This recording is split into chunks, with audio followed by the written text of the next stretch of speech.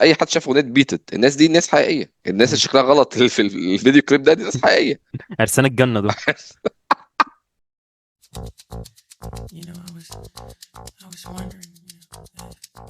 ازيكم يا شباب. فيلم مايكل بيحكي فصول معينة من فصول كتيرة قوي في حياة مايكل جاكسون، المليئة بالتقلبات والكثير والكثير من إثارة الجدل. بنعيش فيها مع مايكل رحلة صعوده في عالم الغنى والاستعراض. بنشوف المعوقات اللي واجهت الفنان اللي جواه عشان يوصل للمكانة إن هو يكون المطرب والاستعراضي الأعظم في التاريخ، والأسئلة اللي واجهته كبني آدم إن هو يبقى له صوته الخاص وحياته المسالمة، واللي ما أعتقدش إنه قدر طول حياته حتى يعرف يجاوب عليها. الفيلم من بطولة جعفر جاكسون، اللي مايكل جاكسون يبقى عمه، مش عمه اللي هو عم عياله، لا عمه بجد يعني. هو جعفر ده يعني ابن آه. اخوه يعني. كولمان دومينجو بالبطولة المساندة، ومن اخراج انطوان بوكوا اللي هو كان ال... عامل تريننج داي، بس اللي ما يعرفوش بس. ما عملش حاجه تانية عدله يخرب بيته. هو قاعد يشتغل كتير مع ديزل واشنطن يعمل معاه افلام وحش. لو انتوا قريتوا اي كتاب بايوجرافي في حياتكم هتلاقي ان في شابتر كالعاده في اي كتاب بايوجرافي بيبقى في الاول يا شابتر واحد يا شابتر اتنين. الراجل اللي انت بتقرا له الكتاب ده مع اهله بيبقى شابتر من 20 شابتر. هو ده الفيلم 3 شابتر فقط. هل ده شيء سلبي؟ لا. لو اخد شابتر واحد بدل ما نحكي من الجلده للجلده احنا هنتكلم عن حاجه واحده. قصه حياه مايكل جاكسون هي اكثر قصه حياه مثيره للغط من وسط الناس دي كلها. انا كنت مبسوط جدا وانا مم. طالع من الفيلم. انا مبسوط من راضي ايه بقى؟ جدا. من القصه ولا من الاغاني ولا؟ انا كنت في كونسرت، انا شفت بيلي جين على شاشه سينما اتسلطنت. انا عاجبني قوي قوي قوي طريقه سرد الفيلم. انا مشبهها احنا الاثنين راكبين عربيه ومشغلين اغاني مايكل جاكسون على العالي، وانت عارف حاجات عن مايكل جاكسون انا مش عارفها، فكل شويه بنوطي الاغاني، بتحكي لي حاجه وبعد كده نرجع نعلي الاغاني. ده الفيلم هو كرنفال غنائي. اعتقد ده اكتر فيلم سمعت فيه اغاني، فيلم و... بيتكلم عن مطرب سمعت فيه اغاني. وهو اصلا الاغاني موجوده حتى في الساوند في الباك جراوند. ما يعني بتغيبش. طبعا قرار منطقي ما حدش كان بيعمله في الافلام التانيه ان ساوند بس تراك هو، الفيلم يبقى هو الاغاني بتاعته. ما دي فايدة بقى ان عيلته هم المنتجين، مم. فالحقوق قشطة، مم. فاهم؟ دي من ضمن فوائد ان عيلته هم المنتجين. الحاجة عيلته دي ليها ضرر وليها ايجابية. الايجابية اللي انت ساعتين قاعد بتسمع مايكل جاكسون صح. وبتتفرج على استعراضات بيستخدموا الماتيريال بمنتهى الاريحية. مم. يعني عايز ترفيه ايه اكتر من كده كمشاهد؟ فيلم متقسم 4 شباتر في غضون ساعتين. وهم مؤرخينها اول بالتواريخ يعني. شابتر نص ساعه هو صغير خالص فتره الجاكسون 5 وطفولته. تاني مم. شابتر البيوم ليه صعوده. تالت شابتر الانفجار ثريلر. رابع مم. شابتر وهو الاسوأ تور الاخيره. بس بقى نهايه الدينامكس دي مع ابوه الشابتر الاخير وهو هو فيلم الشابتر. ريديمشن. انا عاجبني اه. قوي ان الفيلم ليه ثيم، هو فيلم ريديمشن. ده وريدمشن بطل عنده رحلة ريديمشن يعني. من سيطرة ابوه وازاي يخرج من اه. جلد ابوه ده دي. بس ما اتكلموش على شيء اساسي ان ابوه كان بيقول له انت انسان قبيح. اعتقادي بسبب ان الاهل اللي هم منتجين مم. بص احنا بهدلنا ابونا قوي يعني. مم. ابونا برضه يعني مش هنبهدله اكتر من كده. مم. الراجل كان بيقول لابنه انت ايه الزلومه اللي عندك دي. فهو كان مشوه. لا انا مناخيري دي وحشه ما تتكوش اه عليها خالص يعني. خالص، لا لا خالص. ده حتى شيء هو لما عمل البتاع ايه ده، ايه اه. رد الفعل العبيط ده؟ وده شيء اساسي في مشاكل بعد كده قدام. دي كانت مشكله عندي شويه في الفيلم. الراجل انا حرفيا من الجنينه اللي عنده دي لحد اه الاستوديو انا للجنينه انا كان نفسي اشوف الاغاني دي اتعملت ازاي في الفيلم. انا عارف الاغاني اتعملت ازاي بس انا كان نفسي في الفيلم يوضحوا للناس لا الموضوع كان اعقد من كده. لانه الحركه في حاجه عملها في بيتت ده عمل حاجه ما اتعملتش قبل كده ولا بعد كده. ده راح راجل للناس بتاعه المافيا قال لهم انتوا هتبقوا معايا في الفيديو كليب. عدينا عليها كده. لا دي كانت تاخد وقتها يا جماعه. لو حد قالها هتقول ايه يا عم الافوره دي حصل.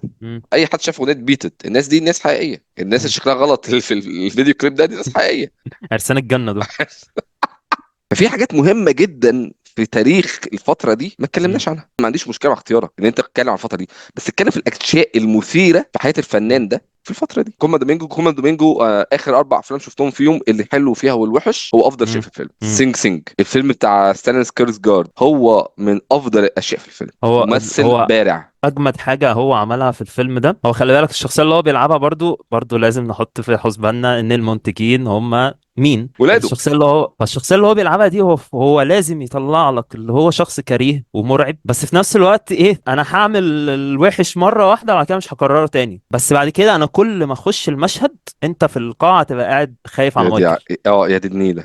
هو عمل دي، هو كل مره بيطلع قدام الكاميرا انت قاعد خايف على مايكل. ده راجل متكتف. طبعا ده راجل طبعا متكتف طبعا ووصل طبعا. اللي وصله ده هو اي فنان بيقول لك سيب لي حريه الابداع عشان اعرف اوصل لك. طب انا هاخد منك حريه الابداع ووصلت لي، لا برافو. ترشيح في فيلم اسمه سينج سينج نزل من سنتين، ترشيح على ضمانتي. رايك ايه في جعفر؟ ما انا كنت لسه بقول لك الراجل ده الموضوع صعب على كتافه ومش عارف ايه، بس لا يقارن بالصعوبة صح. والحمل اللي على كتاف جعفر جاكسون. انا تيم جعفر جاكسون ان هو ياخد الاوسكار السنة دي، لان اللي حصل ده مش تمثيل، اللي حصل ده احياء لمايكل جاكسون. اللي حصل ده مش تمثيل، ده استحضار لروح شخص مايكل جاكسون قدامي على الشاشة. ده أول تمثيل ليه في حياته، بكل الحمل اللي على كتافه ده، بكل الضغط، بكل الحاجات اللي المفروض يعكسها. إيه الاستعراض اللي هو بيعمله ده؟ إيه التمثيل اللي هو بيعمله ده؟ إيه نبرة الصوت اللي أنت بتعملها دي؟ اللي هو عمله في الحفلات ده انا مش شفتوش قبل كده، ومش بيلي جين. بيلي جين دي اخراج فشيخ. لا انا عايز اقول بس بيلي جين في لا. الحفله اخراج فشيخ. اما غنى هيومن نيتشر في اخر الفيلم، اما غنى هيومن نيتشر في اخر حفله، الحاجات الصغيره اللي كان بيعملها مايكل جاكسون دي على الحفله وعلى الستيج، يا ابن هو اللعيبه. المكياج، بس عايز أقول فيه حاجة قبل ما أخلص. المكياج كان فيه حتت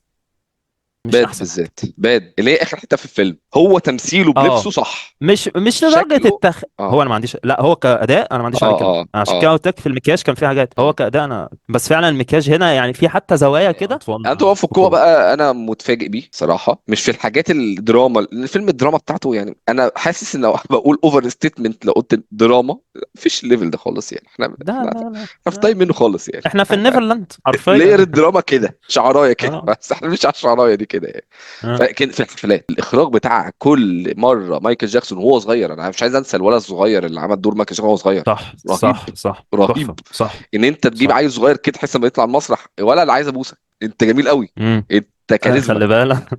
اه اوعى حقيقي ده اوعى مايكل البيدوفيل. جاكسون، اه يا لهوي. ستوب. حضن ابوي.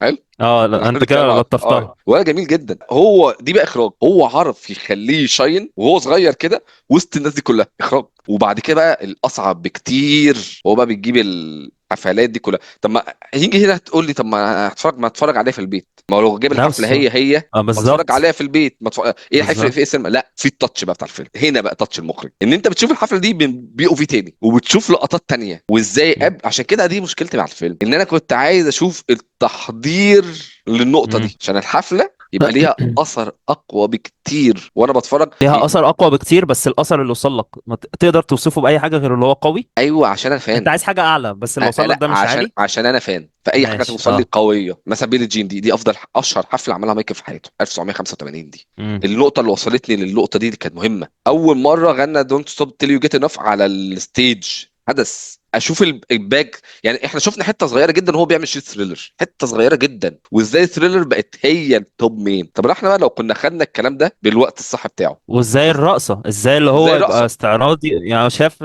جابوا الراجل اللي الهمه. فلا في حاجات كتير كانت في الباك ستوري كانت تتحكى اكتر، تدي وقع اكبر اللي بتشوفه. انا عايز اتكلم على حلاوه دخلة الفيلم. دخلت فيلم فشيخة يا تحفه. خبر ابيض على دخلت الفيلم، تحفه. دخلت الفيلم اسطورة. واختاروا واحدة من اكتر اغاني مايكل جاكسون اللي بترقص، دونت ستوب تيل يو جيت انف. قال لك اما راحوا لابوه قال لهم هيشتغل من 9 ل 5 معايا بس بعد كده انتوا تمام. ده كانت حرب عدت كده، عدت لا في كده. شويه قرارات تبع شخصيه جوزيف جاكسون عد، يعني حوار العمليه وحوار فعلا الالبوم ده. هو ده عمليه بقى يا ده. يا جماعه جماعه ده كان مصيبه اصلا، هو البيبسي ده اما هو اتحرق حرفيا دي عمل كانت له كده. حوار. ما دام احنا قررنا قرار نتكلم في الفتره الطيبه بتاعت مايكل جاكسون، لا يبقى في قرارات فنيه ليها علاقه بالاغاني بتاعته وازاي اتعملت، لا كان المفروض نتكلم عنها اكتر، كانت كانت حرب. هتعلي درامة الفيلم، يعني مش حاجات اللي هي هتخل باللي احنا شفناه، لا دي كانت هتعليه. مايلز تيلر اللي ملوش اي اهميه في الفيلم. الواد ده قلب على توم كروز ليه كده؟ الراجل ده اصلا لغايه دلوقتي عليه بلاوي مم. منتج في الفيلم. فالفيلم فيه كذب كتير، ايوه كذب انا فاهم. كتير في الحته الطيبه في فتره مايكل جاكسون، عشان كده مش عايز اعمل جزء تاني. تخيل بقى في الجزء اللي هو اللي فيه طبعا. اللغط هيبقى عامل ازاي. فعايز اوصل في الاخر، انت لو بتحب مايكل جاكسون الفيلم ده ليك، لو ما هو مش انا بتحبوش ما كنتش هارد كور جون، فان اه وطلعت قدامك اهو مبسوط. مبسوط لكن مبسوط يعني. عشان ابقى صريح، الفيلم لو انت مش محب لمايكل جاكسون الدراما فيه ضعيفه، وفيلم عباره عن كرنفال غنائي ترفيهي تكريمي لمسيره مايكل جاكسون في البدايات. تحب اغانيه هتتبسط، ما بتحبش اغانيه او ما تعرفش اغانيه هتخش تنظف ودانك شويه تسمع حاجات بقى انضف من بي تي اس وهاري ستايلز ودانك وعينيك. لكن انا طلعت من الفيلم طبعا مبسوط، بس عارف ان انا مبسوط في وزن اطار ايه. ايوه ولذلك تقييمي ليه، عشان نريح نفسنا يا جماعه، اللي اه احنا عايزينه مش هنشوف. انا تقييم الفيلم مايكل جاكسون هو 7.5 من 10. انا هديله 8 من 10. ده رأينا على فيلم مايكل.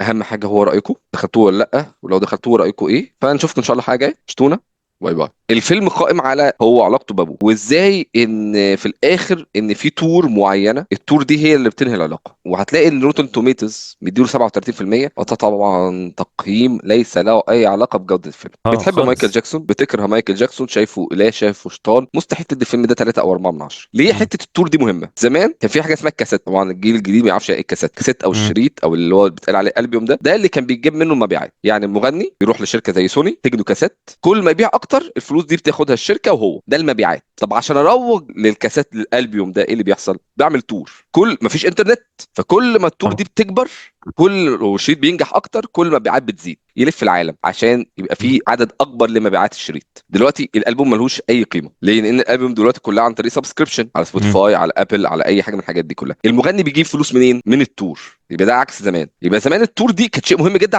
عشان الالبوم ينجح. مايكل جاكسون بالنجاح الساحق اللي عمله في تاريخه ده كله، ما عملش في حياته غير 3 تورز. واحد لباد، واحد لهيستوري، مم. وواحد هو عمله في الألفية، وواحد كان هيتعمل اللي هو قبل ما يموت اسمه زيت زيت. في الشريط اللي مايكل جاكسون ما نجحش، دي البدايه بس عشان نبتدي نتكلم مع بعض. لكن باد بدايات. وهيستوري دول مش الشرايط الناجحه قوي لمايكل جاكسون، مفيش مقارنه. بس ده الاوتلاير، ده نجاح ما حدش جايب قبله ولا بعده. نجحت طبعا. واحد 8 مم. اكس بلاتينيوم، والتاني 4 اكس بلاتينيوم، والجرامي بتاعه والسلام عليكم. احنا بنتكلم على سكيل سكيل مايكل جاكسون مقارنه مش بيه. سكيل عموما. ميسي مثلا جاب في سيزون 20 جون تور. تور. تخيل بقى لو كان ثريلر ده ما اتعمل له تور. مم. ليه ما اتعملوش تور؟ عشان يعمل تور جوه امريكا مع اخواته ويقسم مم. فلوسها عليهم كلهم.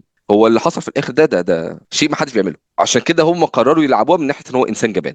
ده كان المفروض يلف العالم بالشريط اللي هو كسر العالم ده من غير انترنت. ابويا في مصر عارف عن ثريلر من غير انترنت. عشان كده ان انت تتكلم عن حياه مايكل جاكسون دي بوجهه نظر نيوترال، استنى اهله كلهم يموتوا. الناس دي عايشه على وجه الارض بسببه. ابنه وبنته مم. دول مليونيرات، وهيفضلوا مليونيرات ومليارديرات بسبب الراجل ده. منتجين في الفيلم. مم. جعفر جاكسون ده ابن جيرمين. جيرمين ده اكتر واحد من اخوات مايكل جاكسون كان عنده مشاكل مع مايكل، مشاكل واضحه. ليه كان عنده مشاكل واضحه؟ عشان هو دايما كان دلدل ابوه. دي كانت الجملة المشكله. صح انت يا ريس. هل ده هيطلع في فيلم؟ لا، ده اللي بيمثل ابنه.